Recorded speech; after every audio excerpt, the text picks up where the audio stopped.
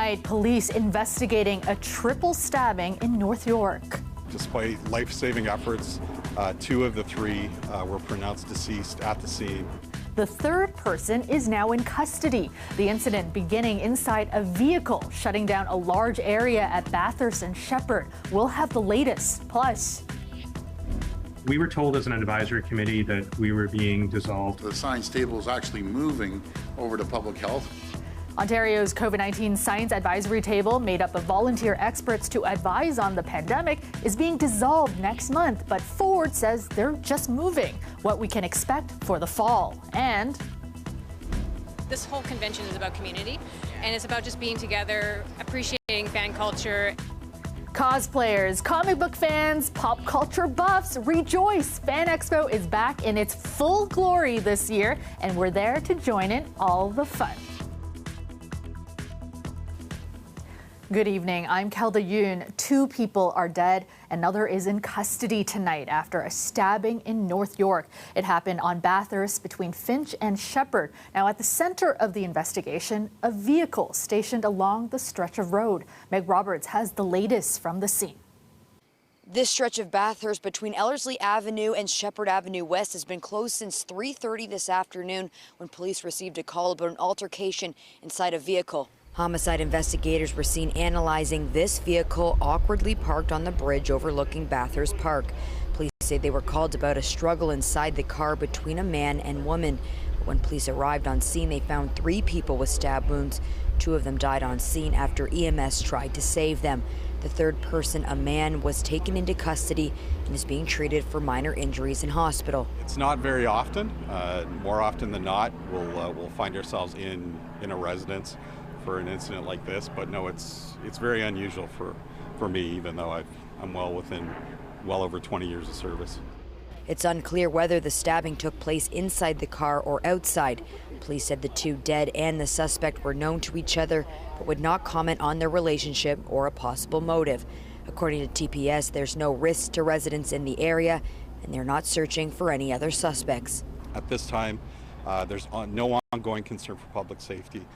It's an isolated incident. There's a lot to review at this time. It's very early in the investigation, but we're interviewing multiple people at this time, trying to piece together the story for the investigators. Toronto police are asking any witnesses to contact them as the homicide unit takes over this investigation. Police say they will reopen this large stretch of road once the investigation is complete. Meg Roberts, CBC News, Toronto. Ontario's COVID-19 Science Advisory Table, a key group of volunteer experts who have been advising the province in its response to the pandemic, confirmed today it will be dissolved next month. The table says it was informed by Public Health Ontario at a meeting that it and all of its working groups would be disbanded as of September 6th. But as Talia Ricci reports, a new group may soon be in the works. Reflecting on the last 2 years, the recently appointed head of Ontario's COVID-19 Science Advisory Table is proud of what they accomplished, from the collection and analysis of COVID data to the guidance it offered decision makers. Whether it was the need to prioritize vaccinations in high-risk groups like lower-income neighborhoods or among the elderly, whether it was the need to think about how to protect our long-term care sector, I believe that the work that we've produced has helped our response in a very difficult time. Frontline doctors say they've relied on the table's work since it was formed in July 2020. I think that they were extremely helpful. From an ICU perspective, it helped us understand what we needed to prepare for. The table says it was informed by Public Health Ontario that it would be disbanded as of September 6th. Ontario's premier said the work of the group will continue. We aren't dissolving it. We're actually transferring it over to public health. A statement from Public Health Ontario suggests it's looking at forming a new group. It says it's been engaged in discussions with Science Table members throughout the process. Doctors say they still want the guidance the table provided, especially as hospitals grapple with staff shortages. COVID isn't over just yet. We still have a high burden of illness within the hospital. We're in a major human resource crisis in our healthcare system. To enter the fall with a potential surge and be flying without the scientific table's insight, I think, makes people nervous. At its peak, the Science Table's core membership included more than 40 health professionals and scientists with a broad range of expertise. Public Health Ontario says it will have more information to share next week. Dr. Fahad Razak will be watching. We're at a very high risk point in the pandemic, and we've had many difficult stretches. Unfortunately, this is one of them. Talia Ricci, CBC News, Toronto. Meanwhile, the province announced today it's fining a couple of long-term care homes for not providing air conditioning in residents' rooms. Now, 2 homes are being fined, Vision Nursing Home in Sarnia and McCormick Home in London. Minister of Long-Term Care, Paul Calandra, said in a statement that 24 other homes are working to complete the process of getting AC units operational by September 22nd. He says the 2 homes were fined because they weren't working with the ministry to meet the requirements. Vision Nursing Home, though, says they have a system in place that provides AC to rooms, and they're preparing a report to respond to the ministry's order. New data out today shows Peel police use force on Black people 3.2 times more often than their share of the population in 2021. The data was presented to the Region of Peel's Police Services Board today. It shows Peel police used force against 289 Black people last year. Black people make up less than 10% of Peel Region's total population, but accounted for 32% of all use of force reports. While use of force was down overall between 2020 and 2021, Black people still had more force used against them than 7 other racial groups identified in the data. Now, CBC News planned to interview Peel Regional Police about this afternoon, but they canceled the interview at the last minute. After a summer filled with record gas prices as high as $2.16 a litre, some GTA drivers had a bit of a pleasant surprise this morning. I'm happy it's going down. Yeah, definitely less painful to come to the pump and pay over $2. To some extent, you hold some of your trips because of that and other expenses, but it's exciting. Regular gas is down another 4 cents in Toronto today, averaging $1.54.9 a litre. But fill up while you can, because experts predict the relief will be short-lived. By early September, drivers should expect those prices to start rising once again. Time now for a first look at the forecast with Matt Hamill from the Weather Network. And Matt, the next 2 days looking like a good time to spend outdoors.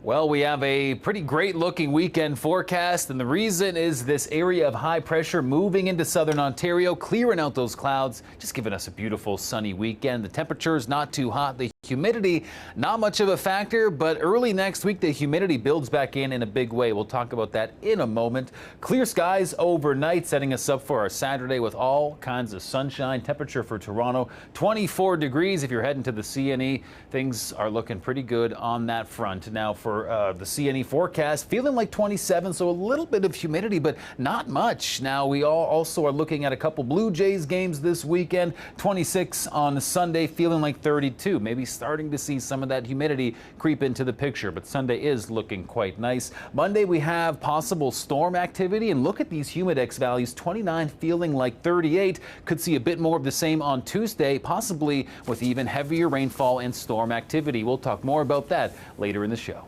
Thanks so much, Matt. There are more details today about documents that were at former U.S. President Donald Trump's residence in Florida. The Department of Justice released parts of an affidavit relating to the FBI search at Trump's home this month. I'm not going to comment on it because I don't know. President Biden avoided weighing in on the contents of the affidavit. A lot of the material is blacked out, but it refers to classified documents that Trump returned to the National Archives in January. The affidavit suggests that if the classified documents fell into the wrong hands, they could have revealed sensitive details about how the U.S. spies on foreign targets. It also says there is probable cause to believe that evidence of obstruction of justice would be found in the search of Trump's Florida home earlier this month. It also cites concern about improper storage of classified documents. Now, a spokesperson for Trump reacted after the unsealing of the affidavit. He said that the parts that aren't blacked out support Trump's claim that there was no reason for the raid and that it's all politics. The president of Ukraine says the world narrowly escaped a radiation disaster yesterday when electricity was cut to Europe's largest nuclear power plant. Volodymyr Zelensky blames Russian shelling for sparking fires that disconnected the plant from the power grid. Power is needed for cooling and safety systems at the plant, and backup generators had to be employed. The plant has now resumed electricity supplies to Ukraine, but Zelensky wants Russian troops to vacate the site. Russia, meanwhile, is blaming Ukraine for this week's outage. The head of Bell Canada said tonight he's satisfied the dismissal of chief news anchor Lisa Laflamme from CTV News had nothing to do with her age, gender, or hair color. In a statement, President and CEO Mirko Bibic says broadcasting in Canada is undergoing a change as viewer habits shift. He also said Michael Melling, Bell Media's vice president of news, is on leave pending the outcome of a workplace review. An internal memo obtained by CBC News said Melling was taking that leave to spend time with family. Parts of downtown Toronto may look more like a space station or the Upside Down this weekend. For the first time since COVID-19, Fan Expo is back at full scale with tens of thousands of sci-fi, fantasy, and comic book fans celebrating, including our Eli Glasner. After being shrunk back to smaller scale thanks to the pandemic, Fan Expo is back at full size. Roughly 130,000 fans are expected at the second largest convention of its kind in North America. See you on the other side. On the other side. The big draw, the cast of Stranger Things, especially. Joseph Quinn. Why? He's amazing. For $130, you can get a photo with Eddie. I just really admire him as an actor and I want to meet him. Another show drawing crowds is the superhero satire The Boys, starring Jesse T. Usher as A-Train. The fan base is already here, so it's nice to engage with them. Yeah, the boy shirt. And with all sorts of merch for fans, there's other tangible benefits. In this area, Laz Alonso, who plays Mother's Milk, is still learning. Jesse is the man. He is, he's Yoda when it comes to the con setup. I'm learning. I'm like young Luke Skywalker. I still haven't earned my lightsaber yet. Conventions like these started all about comic books. The first Comic-Con was back in 1970. A 3-day ticket cost $3.50, but now fan experiences and catering to this crowd have grown into multi-million-dollar media launching pads. Appreciate it. Thank you so much. Back in the corner, you can still find comic book artists marveling at how things have changed. We constantly talk about how when we were kids, you get beat up for wearing a Batman shirt.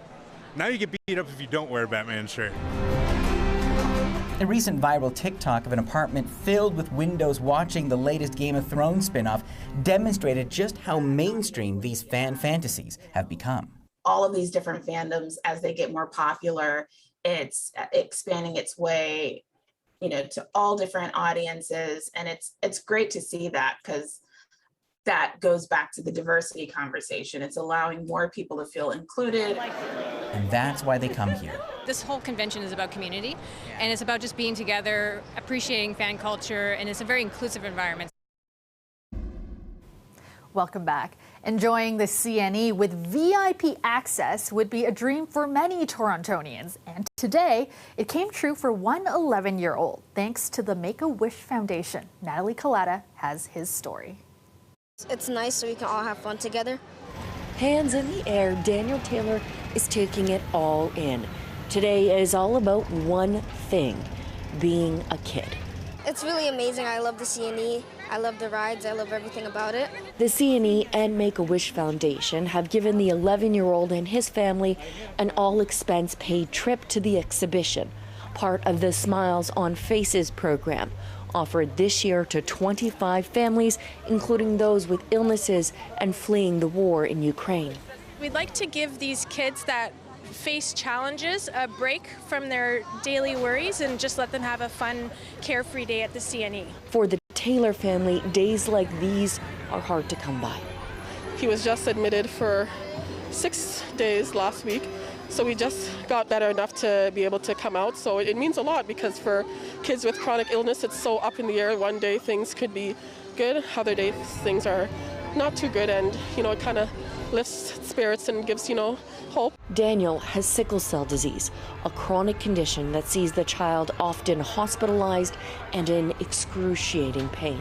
He suffers like a lot in the hospital, and it's like really unfair. He doesn't really get time. He really doesn't have any birthday parties because he's always in the hospital, usually around his birthday, and it's really nice to see him this happy. So this means a lot. I was just hoping that he will feel happy for the day, feel appreciated, know that he's not alone, that there's a community out there that is willing to give back to children and families like ours. It's a good day, and Daniel is enjoying every moment. 10 out of 10, it's really fun. Natalie Collada, CBC News, Toronto. Thank you so much. If you ever wanted to dress up like a monster and terrify complete strangers, well, now is your opportunity, and you'd be paid for it.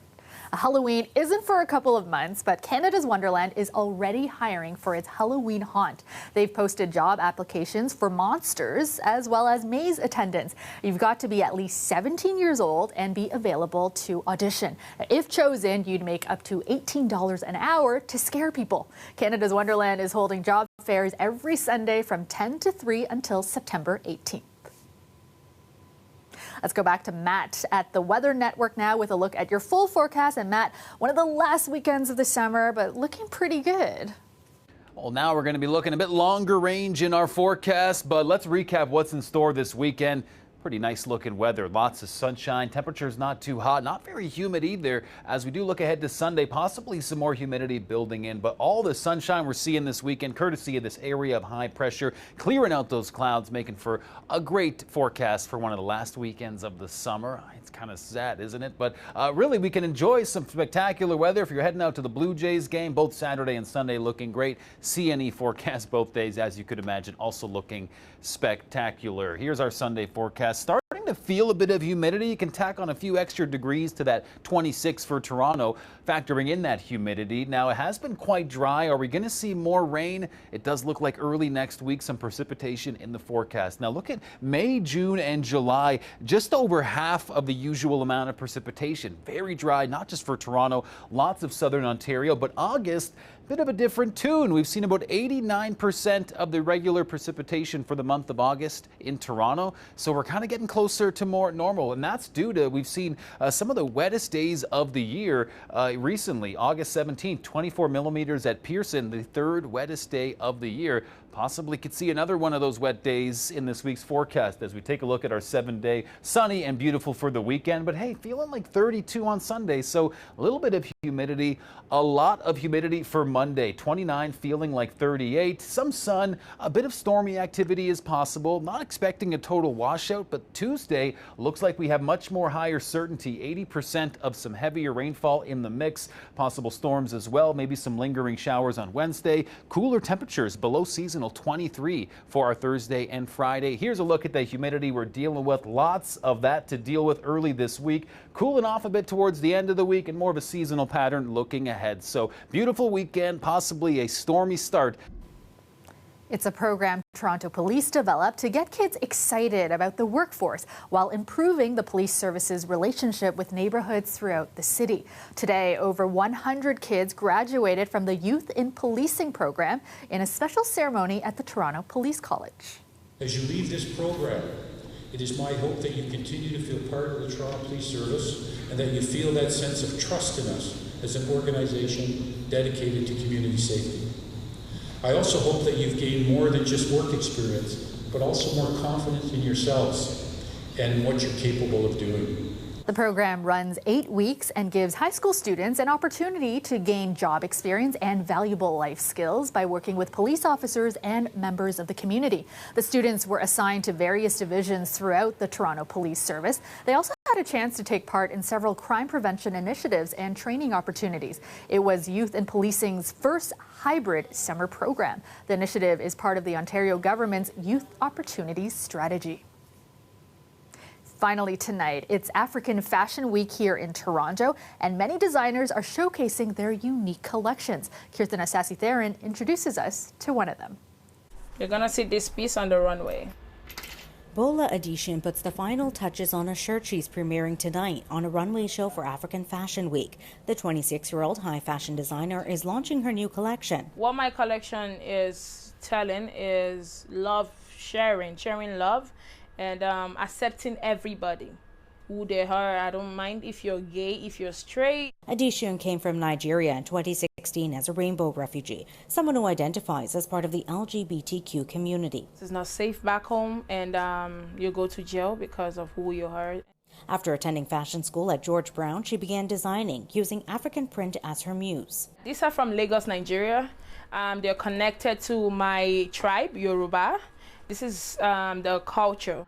While working as a PSW at night and a fashion designer during the day, her news collection was a labor of love and inspiration from her models. The new collection I'm having, every one of my models have a story to tell. It's their storyline. You don't have to come to me and ask them for their story. Story is a true story of themselves. Just like Zainab Wahab, who used her design to describe how she wants to be seen. I actually come from a community where anything that showcases your body or anything, they judge you. They think you're a bad person or like you're a sloth. This is me. I love to show my body. Like I'm free like that. Like I'm not free when I'm covered. Adishion says being a designer for her is giving people an opportunity to express themselves, and she's happy to do it wearing her culture on her sleeves. I'm very proud because this is the only thing that makes me feel my country. This is the connection I have from back home in Canada. So this is the only strings I can connect with. Kirtan Asasi-Theron, CBC News, Toronto. And those are some gorgeous designs. And that is our show for you tonight and for the week. Thank you so much for watching. Shannon Martin has your next local newscast tomorrow at 6. I will see you back here on Monday. And just before we go, we'll leave you with a look at something you don't see every day in Lake Ontario. Our drone team captured a beaver swimming near Budapest Park right along the shoreline. Look at that. Have a great weekend, everyone.